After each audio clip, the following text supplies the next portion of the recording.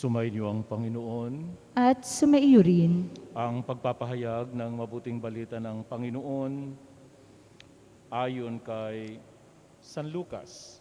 Papuri sa iyo, Panginoon.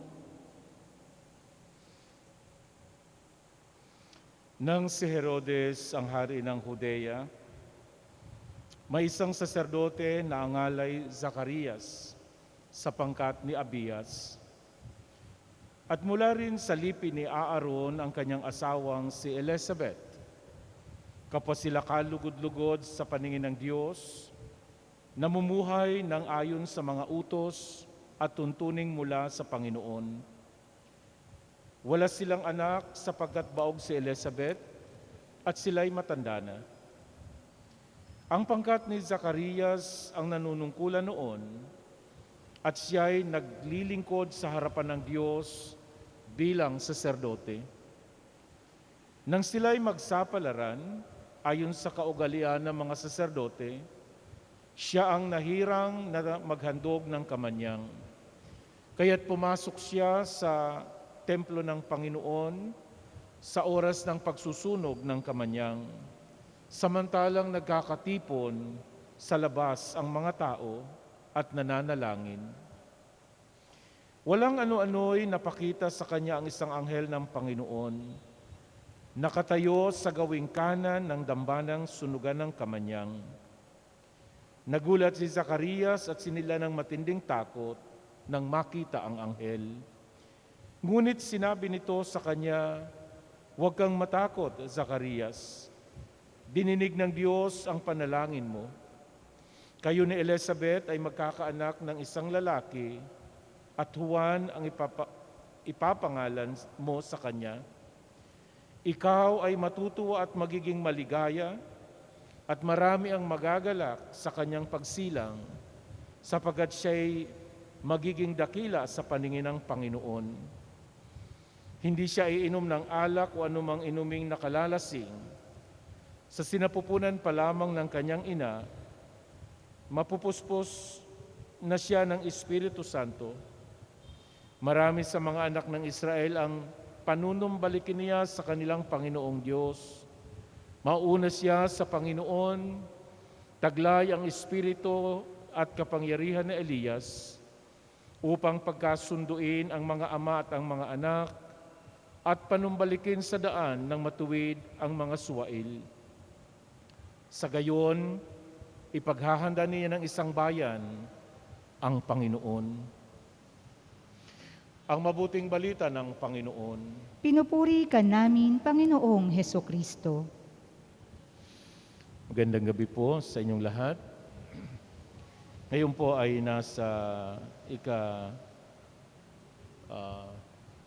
ano ngayon?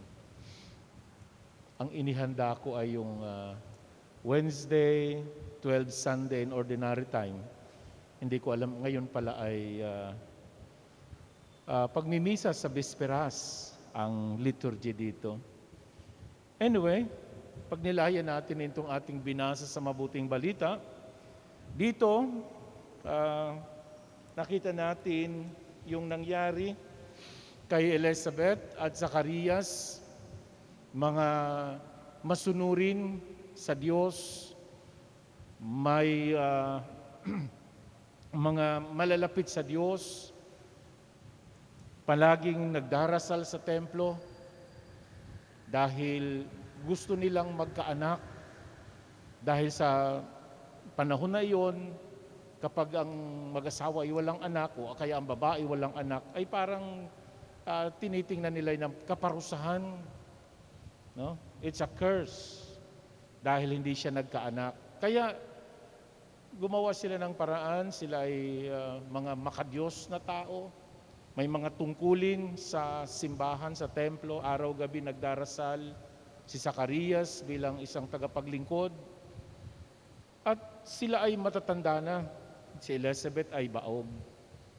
Pero isang araw, nung si Zacarias ang mautusan doon sa pagsusunog ng kamanyang, nakakita siya ng pangitain. Anghel, doon sa loob ng templo sa sunugan ng kamanyang, sa loob ng dalanginan. At sinabi niya, huwag kang matakot, Zacarias, dininig ng Panginoon ang iyong panalangin. Ang asawa mo ay magdadalang tao at manganganak siya. Para kay Zacarias, hindi ito kapanipaniwala. Matanda na, baog pa si Elizabeth.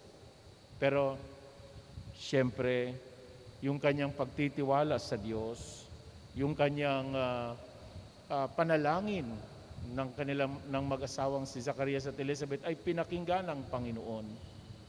Kaya doon ipinahayag din kung ano ang magiging gawain, tungkulin ng kanilang magiging anak na si Juan Bautista. So dito sinabi sa atin ng ilan sa mga gawain, no?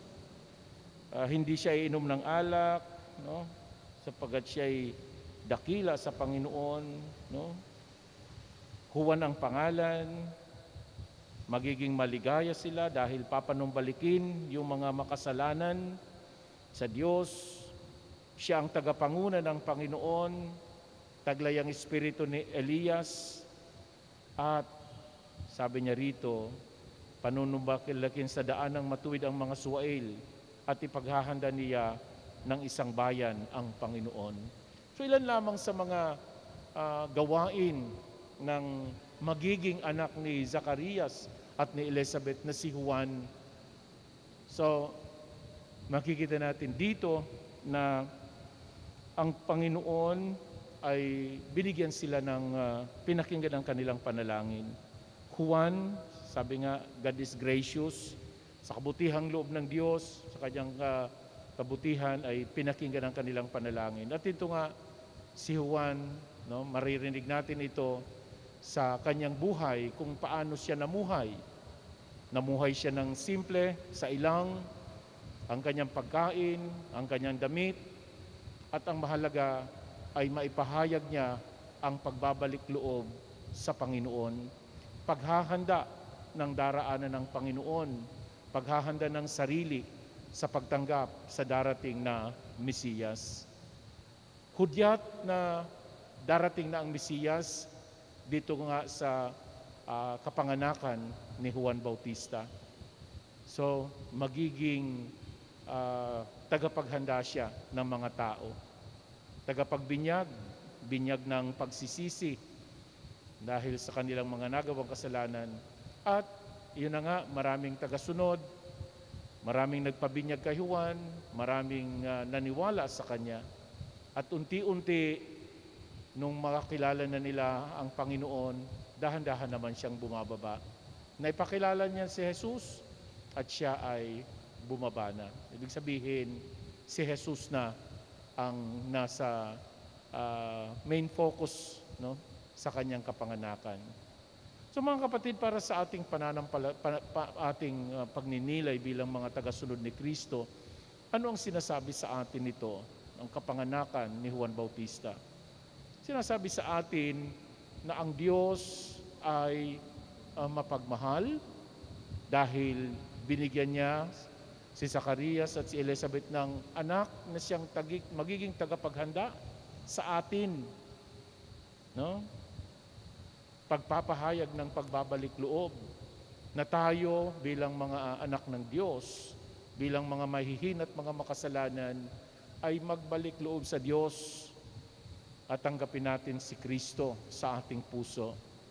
So, bawat araw, bawat buwan o buhay natin ay kailangan nating ang pagbabago. Constant na pagbabago, constant na pagbabalik loob sa Diyos, dahil ito ang kailangan natin para matanggap natin si Kristo, para tayo maging daan din ng iba na makilala ang Diyos sa pamamagitan ng ating mga salita at ating mga gawa. Sana sa paghahanda natin sa kanyang pagsilang ni Juan Bautista, makita natin ang ibinigay ng Diyos na pag-asa o katugunan sa kanyang kabutihan, sa kanyang pagmamahal sa atin, sa na tayo ay maligtas para sa pagdating ng Mesiyas, at sa pagsunod natin sa Kanya, tayo rin ay maging daan para sa pagbabago ng iba o para sa ating pagbabago at pagkilala sa Panginoon. Amen.